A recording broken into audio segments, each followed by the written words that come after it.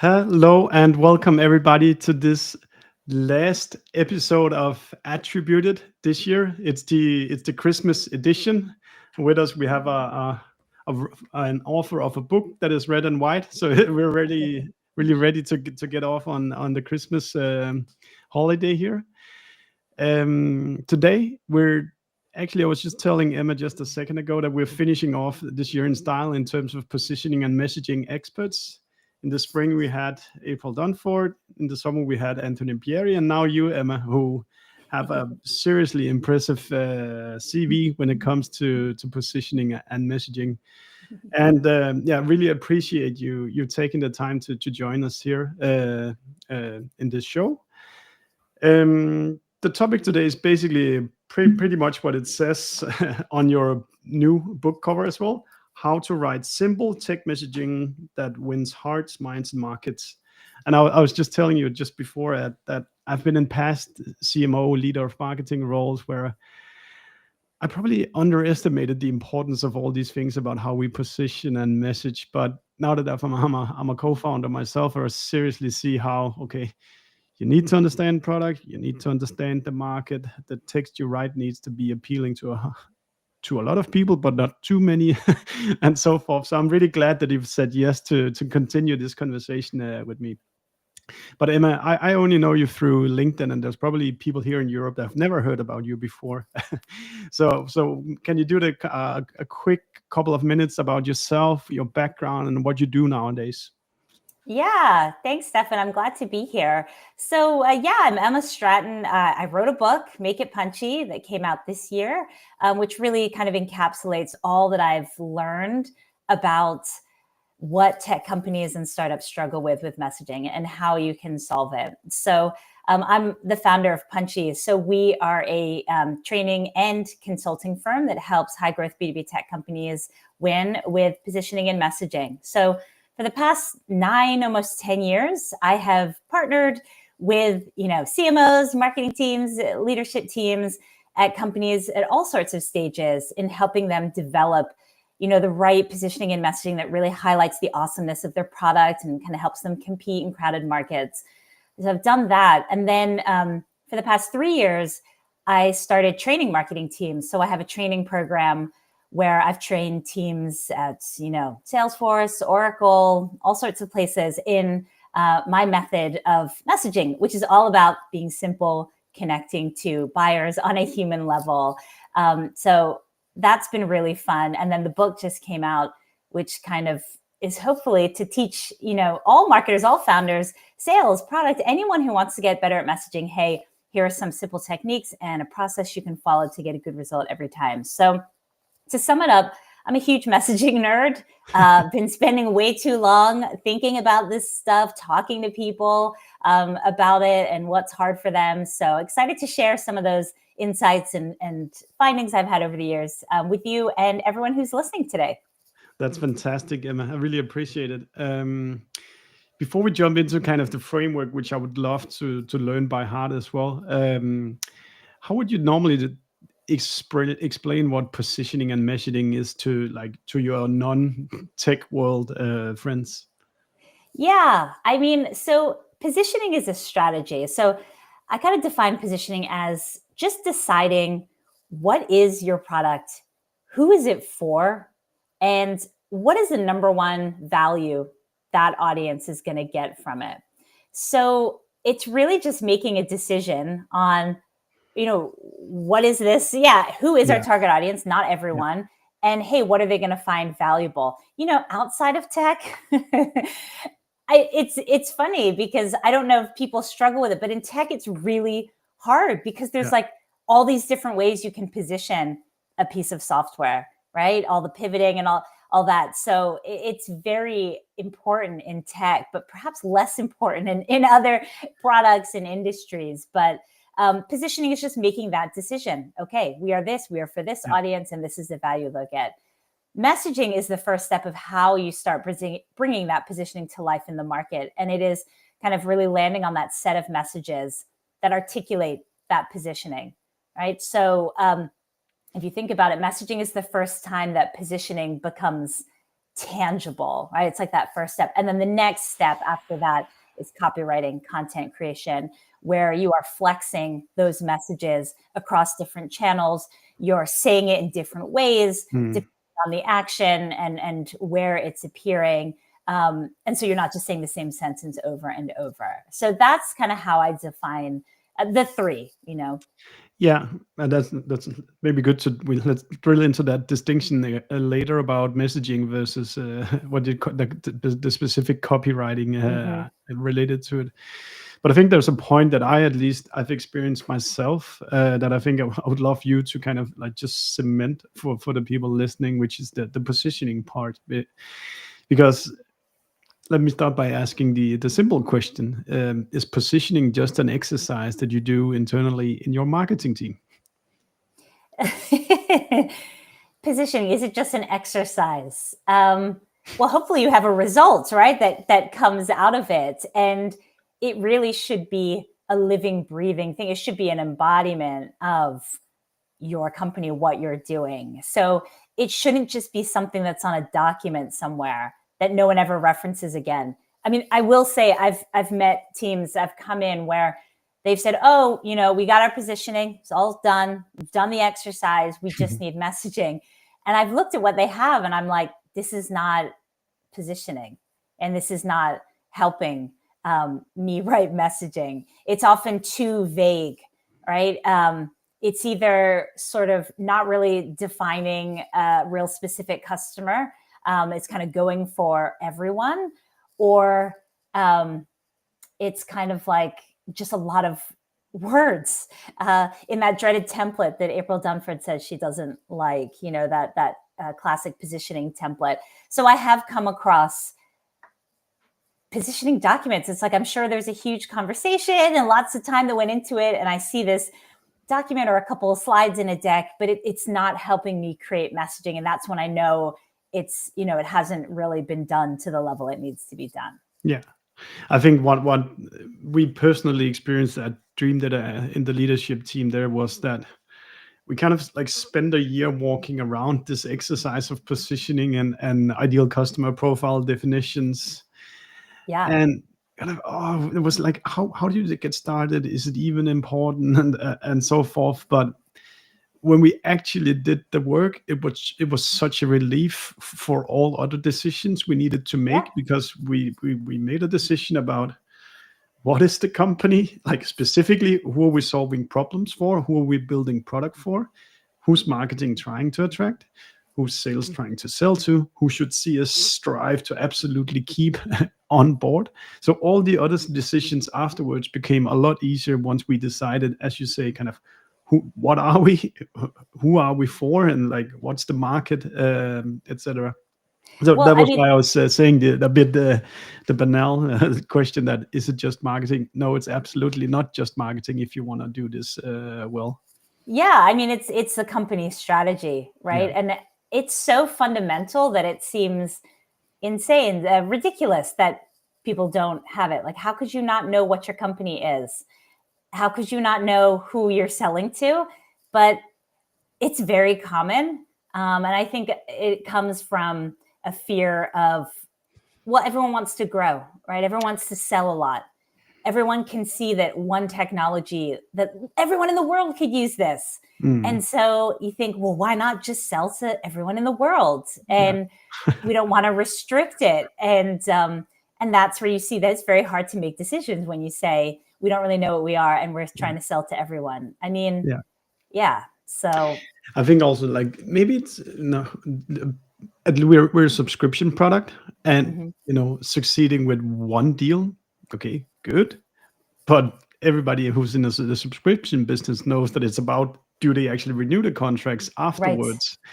And if your positioning and messaging sets you up to something you can't deliver on, churn rates are going to skyrocket, and you will fail, and investors are not going to put extra money into your products. So you really need to think carefully about what is it that we say.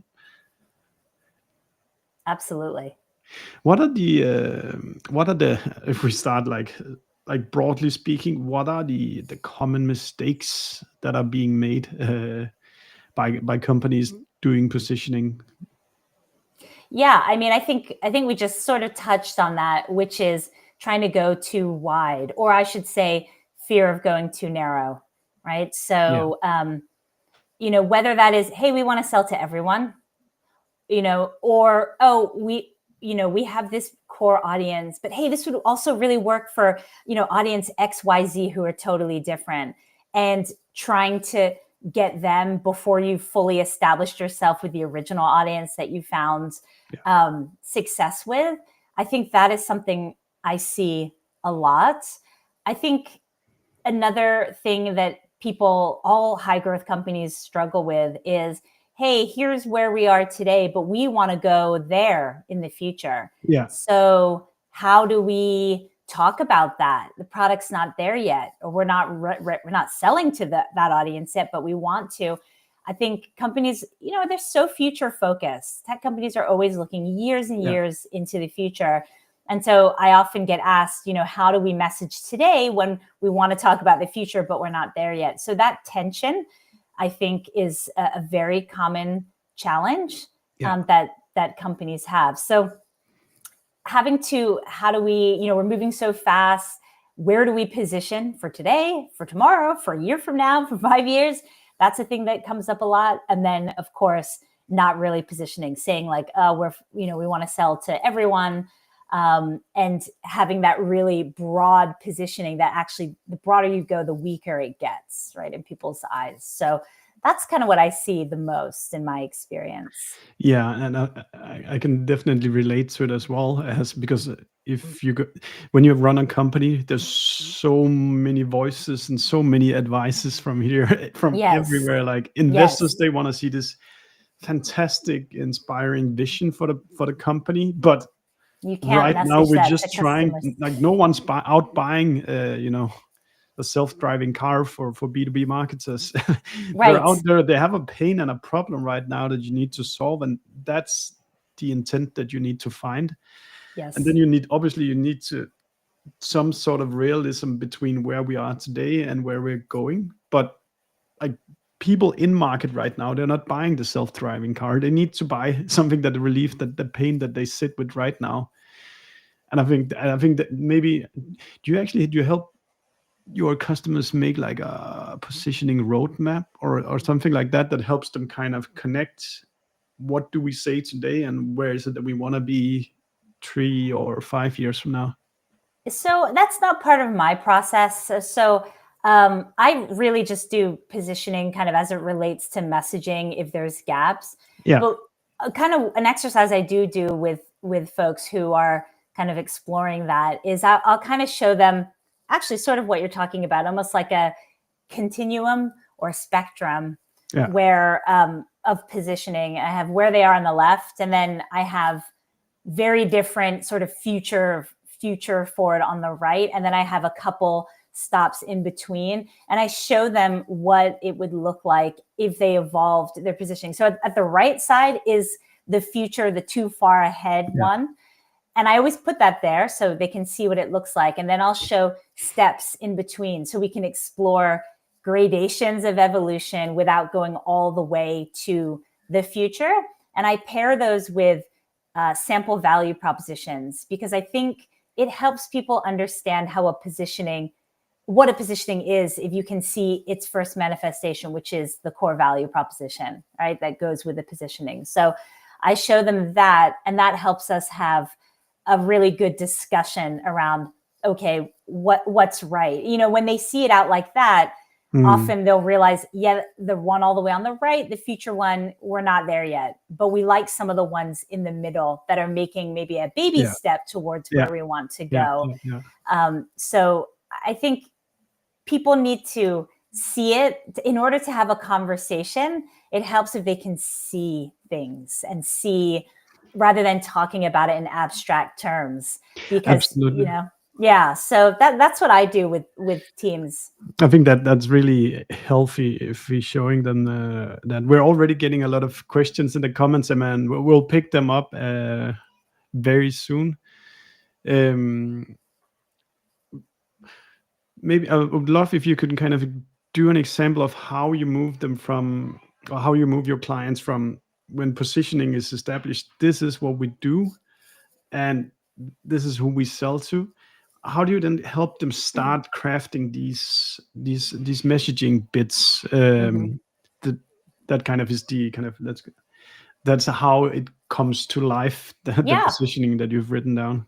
Yeah. So I meant, this is what I kind of outline in the book, and I'll share here, is that the first connection from positioning to messaging is the core value proposition. Yeah. Right. Because we talk about positioning is deciding who your audience is and the number one value, you offer them. And so that kind of unique value, I think April calls it differentiated value, but that piece from positioning should absolutely be reflected in the core value proposition. So I talk about in my book how I like to have one value proposition underpinned by 3 benefits, the VBF framework. And so first, making that connection to the value proposition, there should be a resonance between that positioning and your value prop. And then benefits kind of go almost like a layer deeper and are a little bit closer to the product and show you.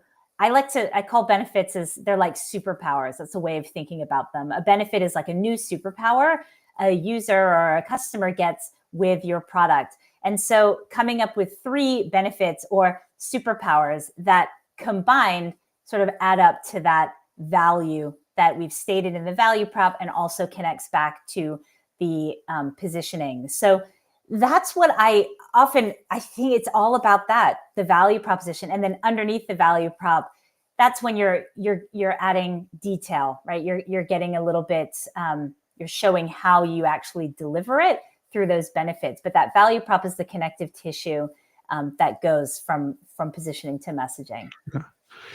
Do you typically enter into kind of a validation or like testing phase for when you've set the value prop and the benefits? This is personally one. I come a bit from like a digital marketing kind of spreadsheet thinking around marketing, that we run this test and we see what happens. But it's harder when it's copy, when it's messaging, because no one's gonna say that you made the right decision. You need to observe it like somewhere else. What's your thinking around that, Emma? Yeah, so I talk about this when I'm speaking. I'm not a hardcore data driven. I'm not like metrics lady. That's just not.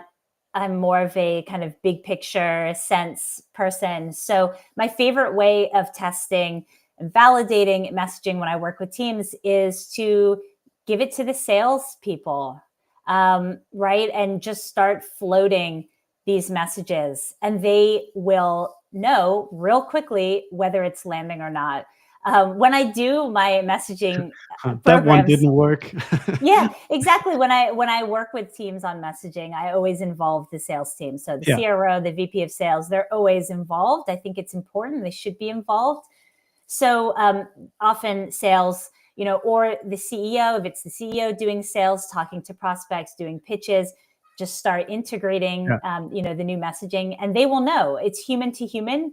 They will know if people's eyes light up or if they glaze over, whether it's working or not. Yeah. So that's my favorite way to get immediate feedback and get some confidence. And then honestly, you just have to start using it and put it out there. You've got to give it a good go, and put that message out there for at least 6 months and see how it goes to really know. I mean, you can't just run an A/B test. You can't just send it, things like, I don't know, user testing or Winter or these tools, they can be really valuable and give you some good insights. But I feel like there comes a point when you're feeling relatively confident that you just have to take the leap, put it out there and use it and see what happens. I think you're so right. We're not to get started. We're not looking to try to do science here. We just need to. If you tell this story to another person, do they get it? Okay. Do they get it? Did you feel comfortable telling this story? Is it legit? Is it trustworthy? On one call, then you study 5 calls or 10 calls, and then you're probably somewhere after that. I think it's just the industry we're in is all about testing and metrics and data. We're Yeah. obsessed. And so we try and apply that exact same thing to, is our messaging resonating? And it's just not quite the same thing, as you said. It's not quite the same. So it is more human, and you can get a lot from a couple phone calls. So yeah, I think the best thing you can probably do is to not exactly as you say, like battle test it. Like there's yeah. sales calls, but you might also have a Slack community as a company. Yeah. You might post a lot on LinkedIn, so there's a lot of people where you can like take micro bits of this and try to see how do people react. You can send a newsletter that contains a blog post that are focused on these specific things. So I think it's about finding all these places where you kind of interface like the real representatives of whatever market you're in. Absolutely. But you just said time before, Emma, and Aneska here has a good question related to time. So how often should we revisit the messaging exercise, and how often do we do positioning? So you said 6 months. Is that your rule of thumb for stuff? How would you kind of like deal with this? So I'd say when you have new messaging, give it at least 6 months to see how it's working. Now, funny, I had this question asked when I was speaking at a different community the other day. And actually, I think in this industry, people tend to want to change things too much. Yeah. So I think, we get bored, or we think like, oh, we've launched a new feature and let's relook at our messaging. So I think it's perhaps we veer more to changing it too much. So Yeah. you want to change your messaging if there's been a significant change to positioning, right? So you've changed your product in a major way, not just a small feature, but like this is fundamentally changing it, or change an audience, right? We are, going after a new audience, or, changing. So those types of big changes that are reflected in positioning necessitate a change in messaging, right? So whenever it's that big, that's when you need to think about it. Go on. Yeah, no, I really agree with you, because if you think about when brands really work, they occupy like one word inside of your brain, kind of Salesforce, CRM, Nike, sport, or shoes, or whatever, Pepsi, Right. Cola. If you every 3 months you say you're something new, like you never actually make it into actually having one like this brand is this thing inside people's brain, and then the story doesn't like travel through word of mouth. You're right. I mean, in the book, I kind of define messaging as one of the key ways that you build a perception of your product in the market. And think about it, like that really is part of the point of messaging, is to build that perception. Because if you build a winning perception in the market, that's really hard to compete. But what does it take to build a perception? A simple message repeated over and over and over and over and over and over again. And we don't want to do that. We get bored, or we think, oh, we've got this new thing we're launching, or we're excited about this, or hey, our competitors are talking about that now. That's hot. We got to talk about that as well. So I see AI. Gosh, exactly. So it's shiny object syndrome as well. Yeah. And so it's actually more about sit with it. So there was a company I worked with, and they were in a very fast moving, volatile, jargon filled, techie space. And they were early. I think they were maybe Series B. I'm not sure. They were early-ish. And we redid their messaging. And instead of chasing all the things, we really focused on the customer and their real problems and what they cared about. And it really simplified things. And I caught up with the CMO, later. And he said, we kept that messaging for 2 years, which is wild. And he's like, that's like a decade in our space, because everything is moving and changing all the time. But he said, but you know what? There was an authenticity to our message that didn't change, because you know what? Our buyers' needs don't change every 5 minutes. We change every 5 minutes and we want to chase everything. But at the end of the day, your audience likely has some problems that are gonna still be there. And so you don't need to change your messaging all the time. And if it's working, really think twice about changing it. You got to have a really good reason to change it if it's working for you. Now, if your messaging is clearly not working, no one's opening the emails, people are hanging up. Like, if you get those signs that the messaging is not working, then absolutely change it. But if it's working, just keep going unless there's a major strategy shift that means you I have to think it's a pivot. really good point, Emma, saying that the market's needs doesn't change, or No. like if you're solving a problem that is like always present, Yes. you don't need to call it something new because it's the same problem that you're solving, and that's what people can remember. That's But I what I would say found. it's The companies are, the need is the same, the pain is the same. What's rapidly changing is how companies are solving it. That's the rapid change. But at the end of the day, it's solving one thing, and customers see it that way, right? And we get into the weeds of, oh, now we're doing it this way. Now we're adding this. Now it's embedded in the platform. Now we've got AI now. Yeah. But at the end of the day, it's still just the same problem we're solving. But I will say though to Aneska that it's also not written in stone, and it's not allowed to never change it, because then you can kind of get locked up by fearing that it has to be perfect. So think more about it as like a thesis that you define for a certain period. And then when the period is over, revisit whether are you happy with what we're seeing? Is it taking us in the right direction? And like come up with a new theory if it didn't work out there the way you settled. The questions are just flying in here, so I'll just pick some more, Emma. This is super awesome. Thank you, everybody who's writing. So Hannah here is writing. How do you draw the line between wanting to have enticing messaging that draws people in versus directly stating what you do / benefits? Ideally, you'd have both, but finding that line can be hard. Yeah. So I'm guessing, Hannah, you're kind of talking about like create more creative, messaging versus straightforward clarity. I'm guessing that's kind of what you're asking here.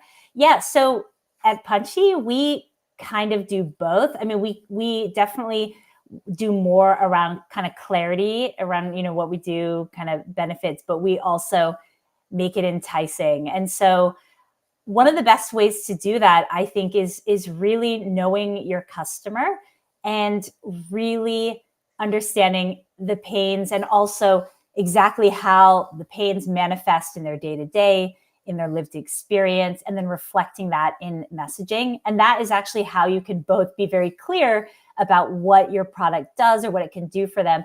And also it can have emotive, resonance, because it connects with something they've experienced. So I think there's a bit of a message I use in my training, just as an example, that it's from Notion, and their headline was like, never ask what's the context again.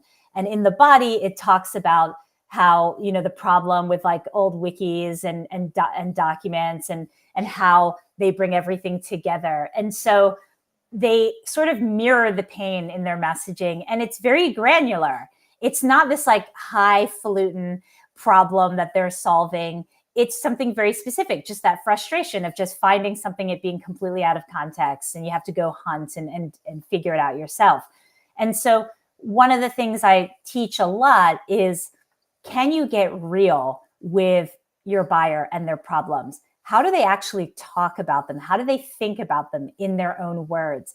And then can you use some of that language in your own messaging? Because when you kind of connect with something that maybe they experienced that day, right? Maybe you're talking about the frustrations of like mistakes in spreadsheets or something.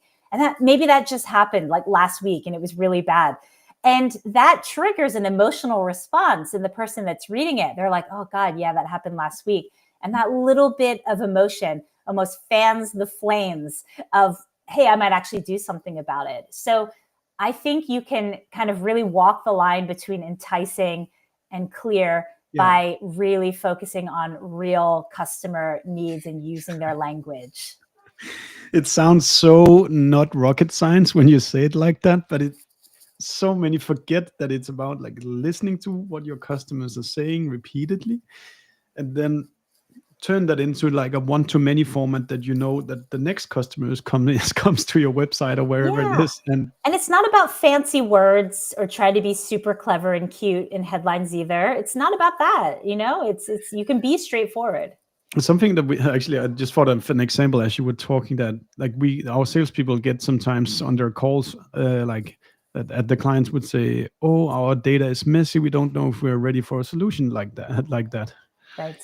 And then we put that on our website saying, don't worry if your data is messy. We know how to handle it. So, Yes. and like it's still like, and that was probably, let me bring up Jeremy's question here because that's related. So why do most marketing and sales teams struggle that much to collaborate effectively on fine-tuning value and messaging? I think that's very closely related to what we're talking about here. And it's about us as marketers.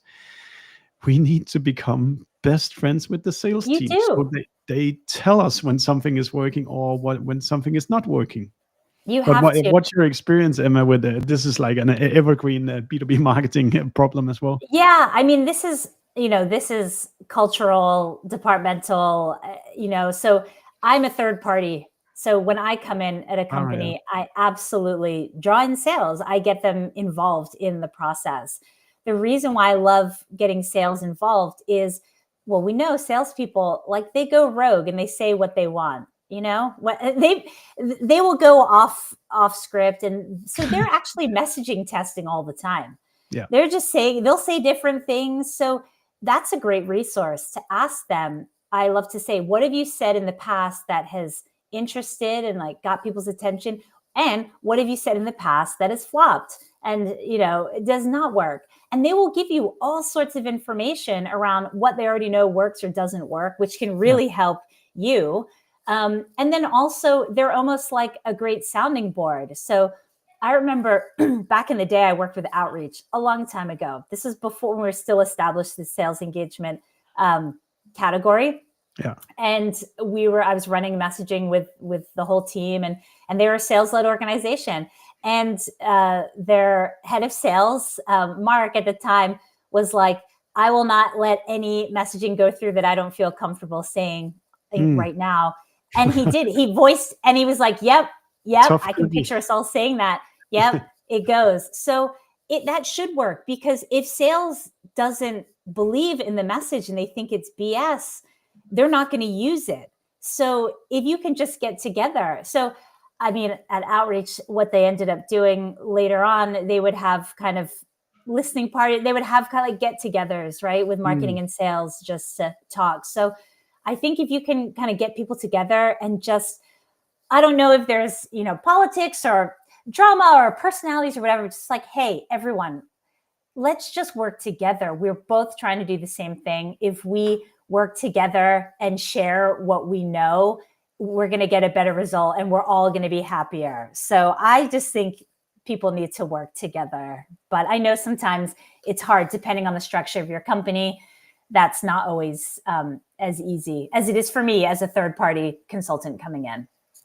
Yeah, I think one of the things we've always said to our salespeople as well is just, if you hear questions repeatedly, say it out loud to the rest of the organization, because there might be a product solution, there might be technical documentation missing, or maybe it's a blog post where we can give a much more elaborate answer than what you can do on a sales call to this. And then you just know that there's a blog post for this answer, so you can ship it off to them afterwards. Absolutely. So, and I'm obviously blinded by, I've never worked in like these like 10,000K employee organizations. So for me, it's obvious that you'd seek to engage across departmental silos to understand what does the world look like in different parts of our company. Yeah, everyone's got a different view, right? Customer success, they have another view, right? So. Okay, let's just continue the questions. They're great. Keep them coming, people. So this is Jonathan. He's saying, how do you persuade tech companies to launch messaging beyond just slight feature functionality differentiation?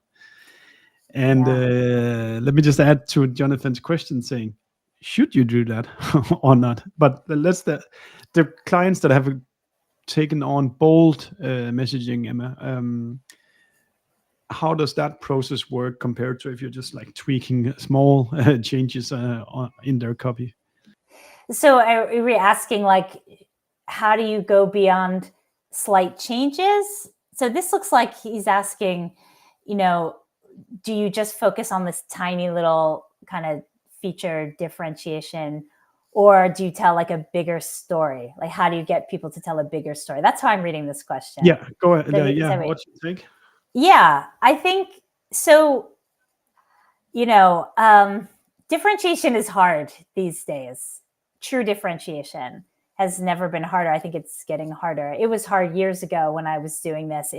I think it gets harder every day because there's just, not only are there more and more competition, but the categories are there's more categories. So you don't just compete against like one category, you're competing against like multiple kind of categories and spaces. You have this really diffuse competitive set.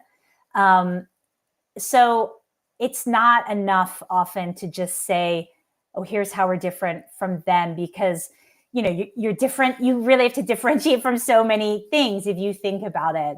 And so you want to go in at a higher altitude and just tell it more of a story than just getting straight into the weeds. If you think about it in terms of altitude, if you're going in on like, we have this feature, it's better than them, or, something that around feature functionality, you're going in at a low altitude and there's really nowhere to go. It's like pricing comes next. Like you got nothing left because you went in low. When you come in with more of like a value driven story, like the why, and connecting to like this meaningful value that may not be differentiated, right? Other people may be able to offer that too. But if you go in strong with, here's what we stand for, here is our point of view, here is our unique value that we offer, etc., you go in at a higher altitude, and then you can go into the differentiation and all these other things, but you've got room to go. So it's going in at a higher altitude. And that's what can make people uncomfortable if they're used to that low altitude. We're used to just talking about the tech, getting straight into it. The only time you might want to consider a message that is purely like differentiation is if you're in a space like CRM, like a flooded, like everyone, there's so many of these, everyone is the same, everyone knows what this product is.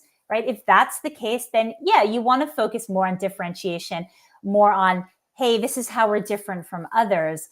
But that's because your audience already has an understanding of your product, what this type of product does.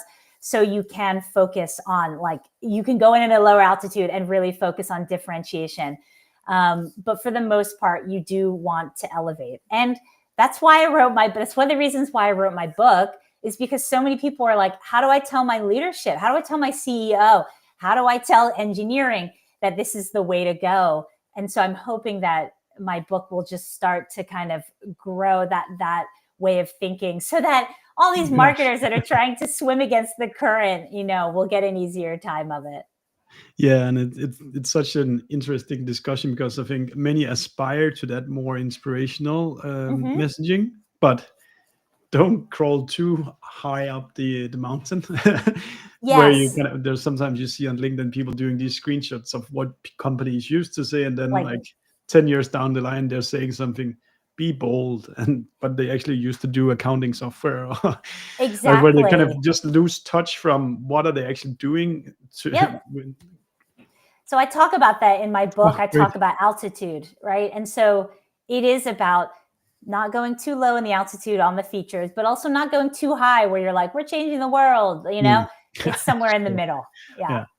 And then the Jessica is asking here, how can I measure messaging impact? I was asked today when I delivered my framework based on the Punchy book.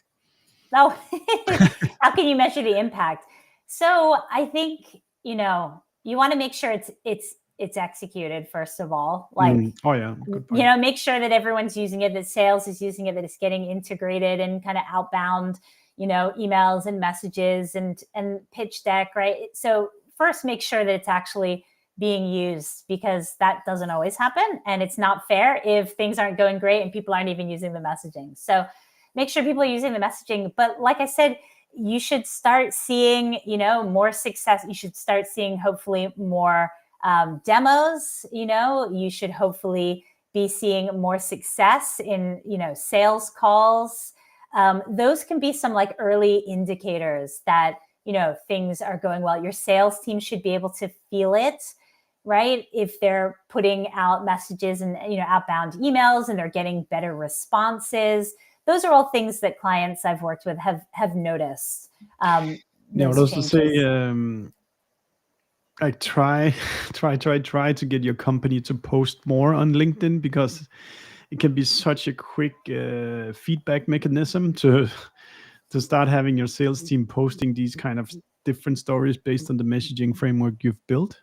And if no one is reacting to it, that's probably a bad sign. Or if people say, hey, you actually understand what my pains are and the solutions that I need, then you have some sort of indication that it's working.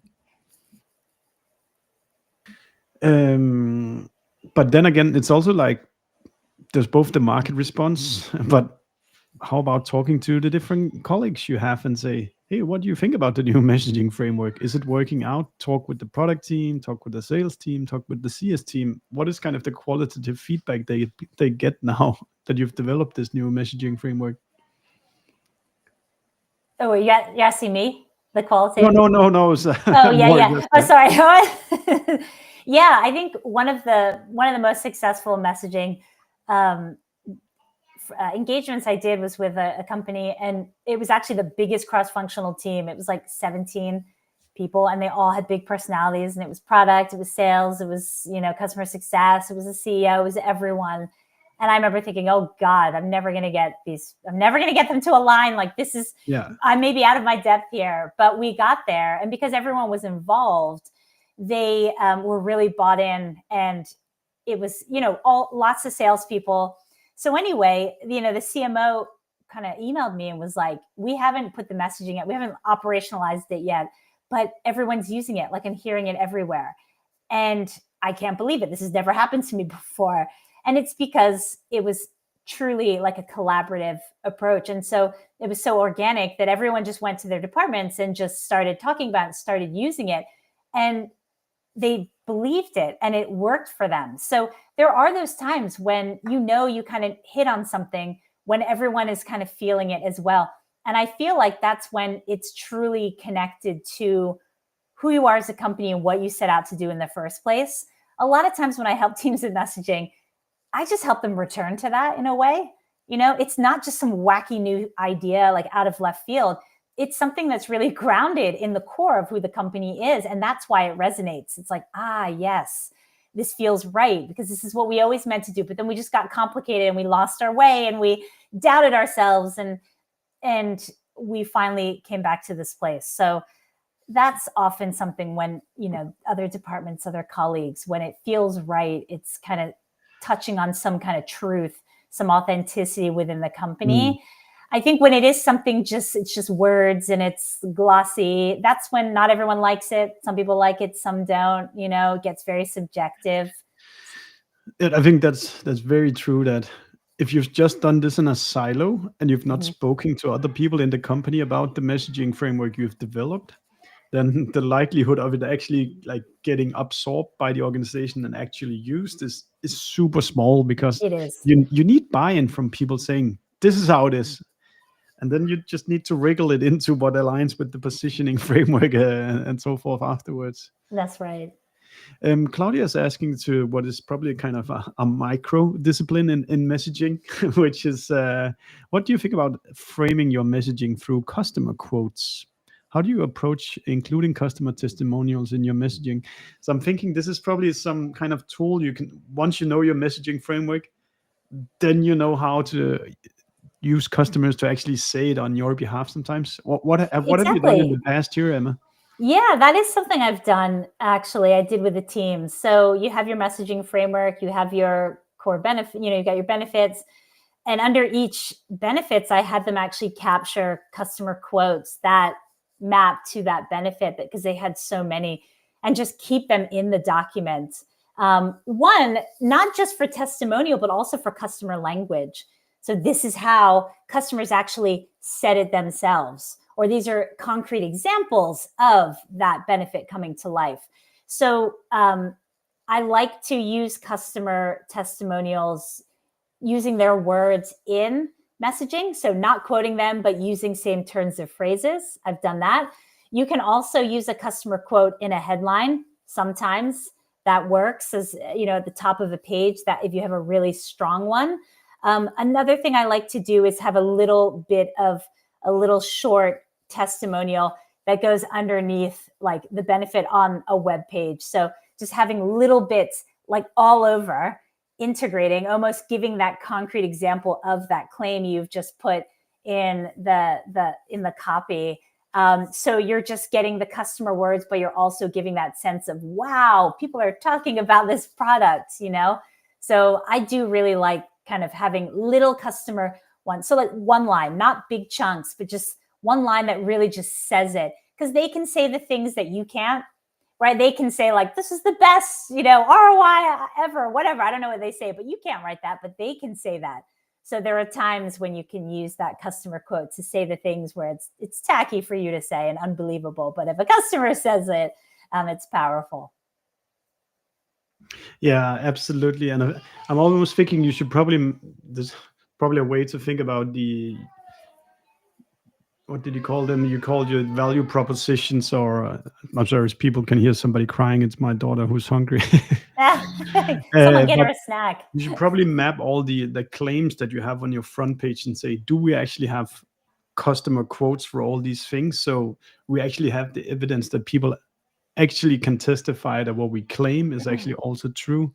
And if you're a big company, you probably have like SMB market, mid market, enterprise as well, where you need to cover all in this kind of matrix. Yeah, I mean, my messaging approach to creating messaging starts with customer interviews and finding out what customers say and think. And so the great thing about starting there is it gives you that validation that you're talking about the right things because it's based on the customer, and you get transcripts. And so you also will get some of those quotes from those calls. So it's a really good way to get everything you need. Like, it makes sure you come up with good messaging because it's based on what your customer said. It actually helps you with developing the messaging because you can use some of their language. And then you've got quotes that you can pull and kind of put in that bank of testimonials moving forward. I just started thinking as you were talking here about what kind of role that you've seen AI coming to play now in this game. Is it possible to use the work you do around positioning and messaging as kind of let's call it the prompt to kind of scale the copywriting? Have you been stepping into that yet?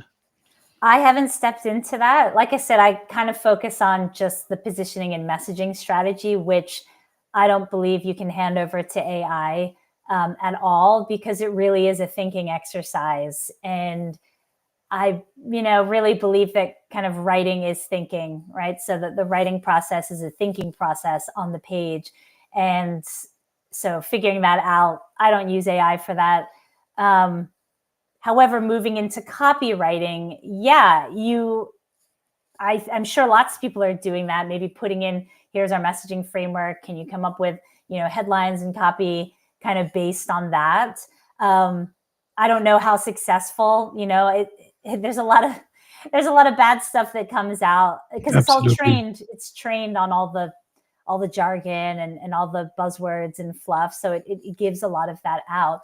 So and if you think if you're in a market where there's no competition at all, perhaps you can get away with the lazy AI copywriting. Right. But if you're in a very competitive, like red ocean kind of market, which most of us in tech are in, yes, be careful about being generic, because like no one will listen to your story then.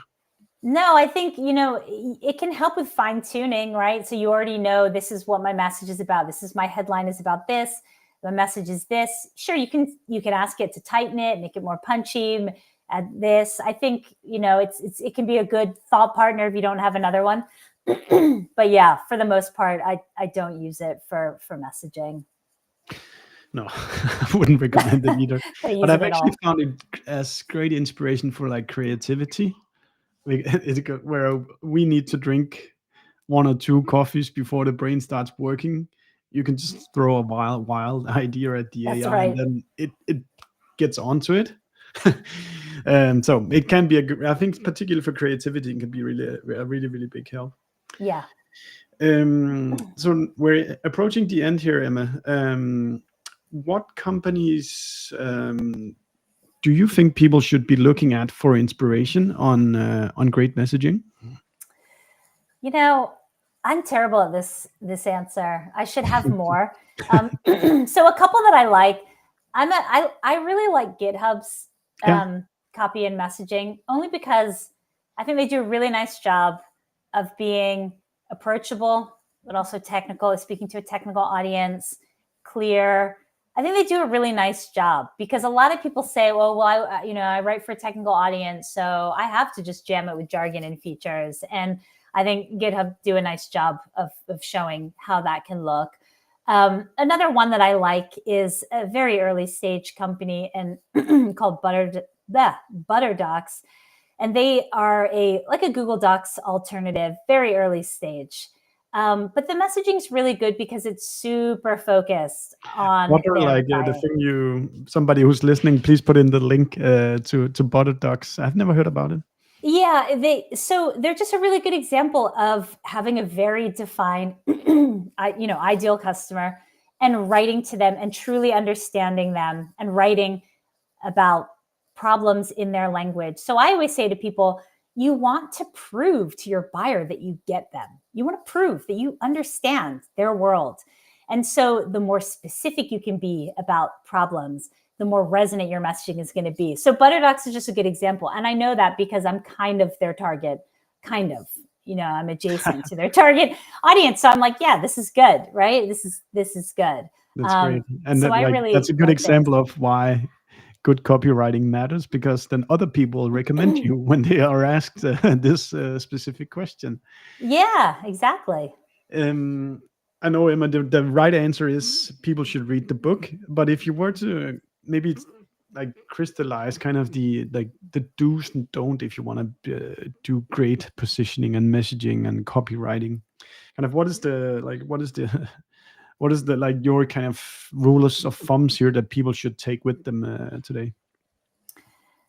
Well, you should buy the book. It's all in there. So I can't think of them all, but I think that my favorite exercise that I share is say it like they would at the barbecue.